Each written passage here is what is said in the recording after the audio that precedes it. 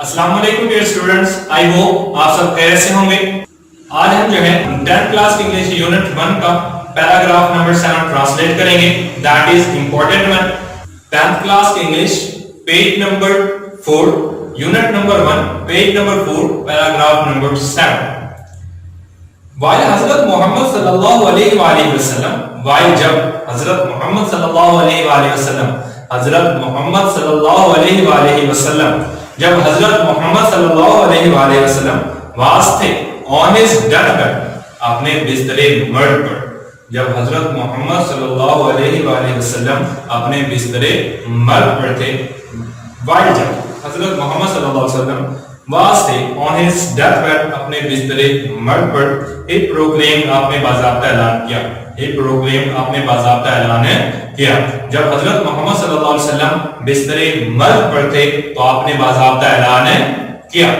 जब हजरत मोहम्मद सल्लल्लाहु अलैहि वसल्लम बिस्तरे मर्द पर थे तो आपने बाज़ाब्ता ऐलान किया। जब हजरत मोहम्मद सल्लल्लाहु अलैहि वसल्लम बिस्तरे मर्द पर थे तो आपने बाज़ाब्ता ऐलान किया। If I owed something, if I owed something, if अगर I मैंने, if I अगर मैंने owed उधार ली है, उधार लिया है, something कुछ, अगर मैंने कोई चीज उधार ली है, if I owed अगर मैंने उधार ली है, something कोई चीज, to anyone किसी से, अगर मैंने किसी से कोई चीज कर्ज ली है, उधार ली है, if I owed something to anyone अगर मैंने किसी से कोई चीज कर्ज ली है या उधार ली है, और या if I wronged या मैंने ज्यादती की है any person किसी शख्स के साथ, और या if I wronged any person या मैंने किसी शख्स के साथ ज्यादती की है, और या डैमेज नुकसान पहुंचाया है anyone's property किसी की मलकियत, किसी की जायदाद को, और ऑनर या इज्जत या किसी की जायदाद या इज्जत को नुकसान पहुंचाया है। While हजरत मोहम्मद सल्लल्लाहु अलैहि वसल्लम on his deathbed, जब हजरत मोहम्मद सल्लल्लाहु अलैहि वसल्लम अपने बिस्तरे मर्द पर थे, he proclaimed, आपने बाज़ाब्ता ऐलान किया, आपने बाज़ाब्ता ऐलान किया, आपने बाज़ाब्ता ऐलान फरमाया, if I owed something to anyone अगर मैंने किसी से कोई चीज उधार ली है, if I owed something to anyone अगर मैंने किसी से कोई चीज उधार ली है, और या if I wronged any person या मैंने किसी शख्स के साथ ज्यादती की है, या मैंने किसी शख्स के साथ ज्यादती की है, या मैंने किसी शख्स के साथ ज्यादती की है, और या डैमेज्ड एनीवन्स प्रॉपर्टी और ऑनर या किसी की जायदाद या इज्जत को नुकसान पहुंचाया है, या किसी की जायदाद या इज्जत को नुकसान पहुंचाया है, और डैमेज्ड एनीवन्स प्रॉपर्टी और ऑनर या किसी की जायदाद या इज्जत को नुकसान पहुंचाया है। माय पर्सन मेरी जात, माय पर्सन मेरी जात, माय ऑनर मेरी इज्जत, माय पर्सन मेरी जात, माय ऑनर मेरी इज्जत, एंड माय प्रॉपर्टी और मेरी जायदाद, माय पर्सन मेरी जात, माय ऑनर मेरी इज्जत, एंड माय प्रॉपर्टी और मेरी जायदाद आर हियर यहाँ मौजूद हैं, आर हियर यहाँ मौजूद हैं।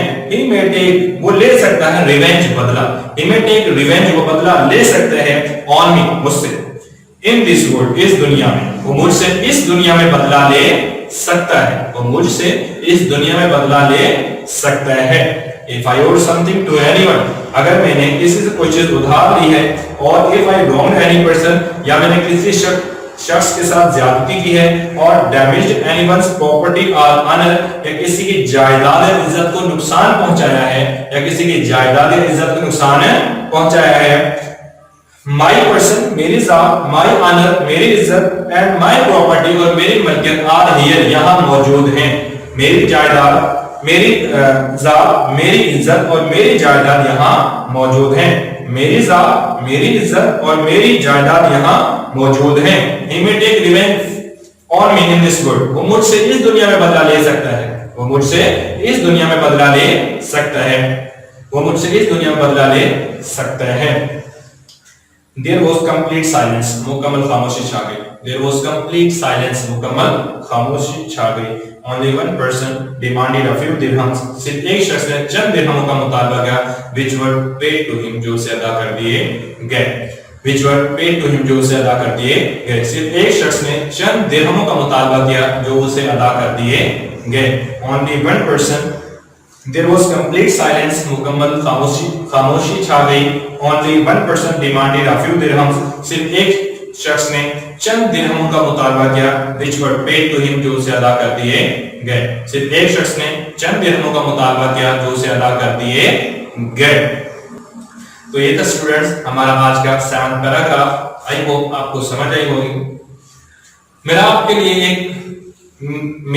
लिए एक सजेशन है कि जब भी जो है आप किसी भी बुक का कोई भी लेसन पढ़ें तो उसको ऐसे रीड किया करें जैसे आप जो है एक स्टोरी को गौर से सुनते हैं, स्टोरी को गौर से रीड करते हैं. तो उसमें आप लोगों को जो है रट्टा लगाने की जरूरत नहीं होगी.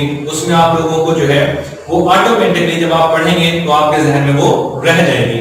अगर आप और जो है हमारे जो बहुत से स्टूडेंट्स हैं उनको एक बुक इंग्लिश है जो हमारी जो है नेशनल लैंग्वेज नहीं है, जो हम और कुछ स्टूडेंट्स को जो है इंग्लिश बहुत टफ लगती है, उनके लिए जो है इंग्लिश एक अजाब है.